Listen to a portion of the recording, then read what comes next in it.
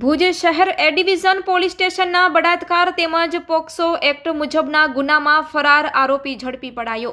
Parole furlough સ્કોડના અધિકારી તથા કર્મચારીઓ પ્રયત્નશીલ હતા તે સમય દરમિયાન સાથેના એએસઆઈ હરિલાલ બારોટ તથા પોલીસ કોન્સ્ટેબલ બલવંતસિંહ જાડેજા નાઓને સંયુક્ત ખાનગી રાહે બાતમી હકીકત મળી હતી કે Bhuj city A division police સ્ટેશનનો ગુનો બીએનએસની કલમ તથા પોક્સો એક્ટની કલમ મુજબના ગુના કામે ધરપકડથી બચવા ફરાર આરોપી શેરખાન મામદ નોતિયાર ઉંમર વર્ષ 39 રહેવાસી આશાપુરા નગર એરપોર્ટ રોડ ભુજવાળો હાલમાં જુબેલી સર્કલ રિક્ષા સ્ટેન્ડ પાસે હાજર છે તેવી સચોટ અને ભરોસા લાયક બાતમી હકીકત આધારે સ્ટાફના માણસો સાથે બાતમીવાળી જગ્યાએ જઈ મજકૂરને હસ્તગત કરી ગુના કામે ખાતરી કરતા ફરાર હોય જે મજકૂરને ગુના કામે બીએનએસની કલમ અનુસાર અટક કરી અને ભુજ એ ડિવિઝન પોલીસ સ્ટેશનને આગળની કાર્યવાહી માટે સોંપવામાં આવેલ છે।